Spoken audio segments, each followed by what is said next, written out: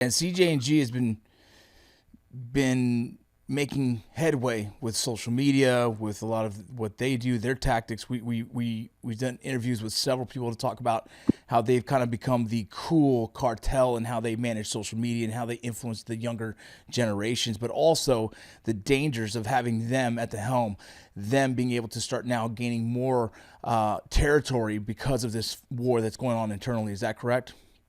Well said. Absolutely. And look, Ivan, he had to do something. He was losing. And so, this is a relationship made with the devil, though, right? Yeah. How long will that last? Right? This is the underworld, man. And this is the top tier of the underworld. So the key now is, what are the secondary and third impacts to the United States? And I said it from the get-go. I was meeting with legislators in Arizona. I said, get ready. This war that kicked off, if I remember correctly, it was September 9th. I was there like the 10th, sitting down privately, meeting with legislators in Arizona about what they need to do. Had nothing to do with that. It had to do with laws to pass. And I said, get ready. You are about to start seeing what we were seeing in Texas when the Zetas were battling the Gulf. And it's already started. We had the 4 RPG seized right there just by the Ajo station. You've had massive waves of violence. And as they begin to lose, too, another thing that everyone needs to understand is, when there is a loser, they will flee. And they will flee to the United States, because this is sanctuary. I mean, when the Rojos killed Metro Tres, I was working that, and we were stunned. In one night, we had between 30 and 40 high-level operatives within the Rojos fleeing into the United States. And then we had kidnappings as well, taking people back into Mexico to be killed who owed money, because war is expensive. And everyone needs to understand that. And so if you have family members that owe money to these drug traffickers, and you live along the southern border with the United States, they will pick you up, take you into Mexico, and make you pay. We've seen that in the past. That's of course going to happen here. But what we don't know, Vince, is that this is the big cartel, man. I mean, this is the big one. This is a global problem. That's not just a Mexico alone. So what will happen in the long run? We will see things here we never saw previously. And look, the U.S. intelligence agency should be briefing the American people. The Mexican government should be talking more about this. And look, it is what it is. I mean, it's just the state of lack of leadership we have within the Homeland Security enterprise I'm talking about here. DHS, all of them, the federal leadership should be talking to the American people about this, because this has a lot of ties into the U.S., especially when it comes to fentanyl coming into the country. Again, war is expensive, so they're going to have to send more product, doubling down. And look at the seizures, by the way. Let me validate that a little bit. Have you been paying attention to the seizures in Arizona? Yeah. My God. I mean, they're averaging 1 to 2 million fentanyl pill seizures in just a few days of, 1 or 2, 3 seizures now. Why? It's very simple to the folks watching, because war is expensive. The problem is nobody's telling the American people, Vince. Yeah. It's beyond me, man. Yeah. Well, that's why we have you here, to hopefully use this platform to tell the world. Let me ask you something. Well, we had Ed Calderon on the show recently, and you know who he is. Yeah, great guy, doing great work. Absolutely. And he had his own personal opinion that El Maya was potentially connected to our own CIA. And I'm just curious if you've heard any kind of word of that, or is there any kind of validity behind that? Never heard anything to that. And I worked closely with the CIA when I was running operations in Texas, along with the Defense Intelligence Agency. Great people. I highly, highly doubt that. I'm going to be very frank with you. Awesome. Highly doubt that. Yeah, highly doubt that. These are people who would do anything they could to be able to absolutely stop the violence occurring in Mexico and the number of deaths happening in the United States. From all the field operatives I worked with, they were doing everything they could, Vince. The only discussions they may have been having with him was trying to get him here. You see what I'm saying? Yeah. Other than that, oh no, man, he's killed way too many people over the years. Awesome. Thank you so much for that. New York has a new president. Thoughts on, was there going to be any change, any kind of ideas that are actually going to slow this traffic down, or is it going to still be hugs, not bullets? Still going to be hugs, not bullets, with a lot of new rhetoric. You saw last month, she put out her new security strategy for the country of Mexico. Is basically based on 4 major pillars. Those 4 pillars are better intelligence collection, better collaboration amongst National Guard and local and federal law enforcement in Mexico. And then the third one had to do with really getting to the social economical issues in Mexico that are causing the extreme violence. And then the fourth one had to do with really trying to support those communities hit hardest by the violence.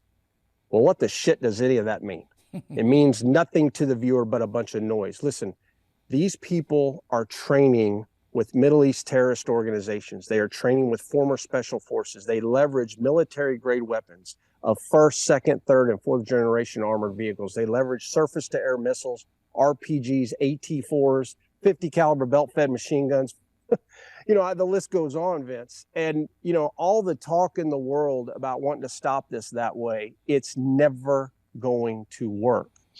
And all anyone has to do is sit down with these young sicarios and the leadership within these cartels, even at the mid-level, and they will just laugh at that. So look, there's a lot of endless talk going on. The best thing we really do have going for us, though, and I do mean this, is that we have a new government in Mexico with no background, no baggage, right? We are on the verge of either way, whether President Trump or President Kamala Harris, having a new regime in the United States with no baggage in the background. Now, this is a very unique time. Remember, they have 6-year runs down there for president. We have 4, back-to-back 8. So almost within a matter of a few months, they're coming together.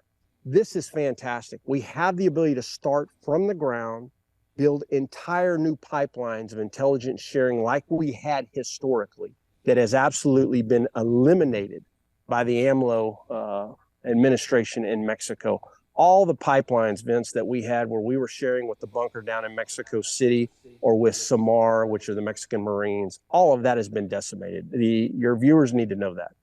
And that's why, the other thing that's happened too is that the violence that we were really fighting along the frontera or the border region in the north back then, that was really limited to certain areas. And then, the Zetas, they went off and battled, other cartels across Mexico, but nothing. And I truly mean this, nothing like what we see in Mexico today.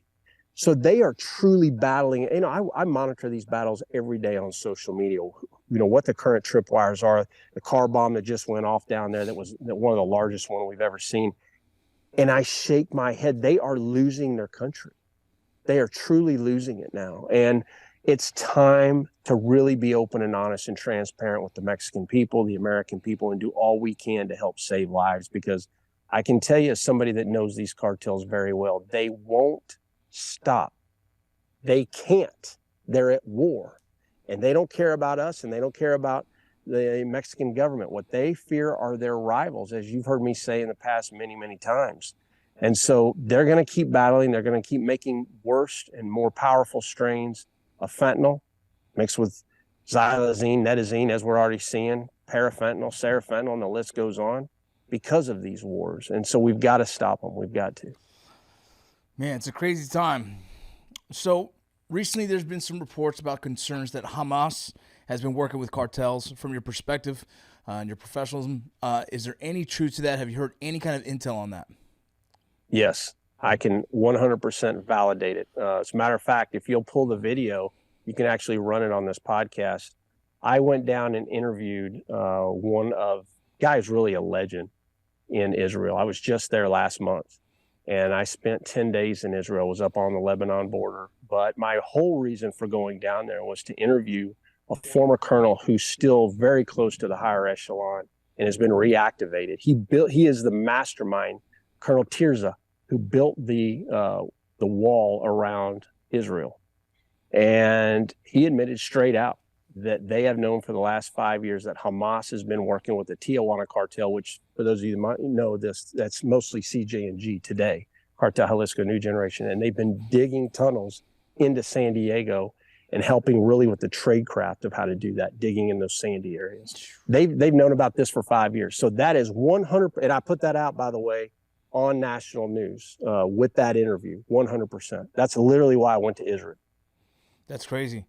Yeah, and, people talk about trying to secure borders. It has been hard for the agencies to identify some of these tunnels. I mean, these tunnels could be going on for years before anyone even detects them. There's nothing that we have in our arsenal, any kind of technology that's been able to help with this situation. No, it's true. It's true. Not only that, the best source you have there is human intelligence to help break those, because they are so deep.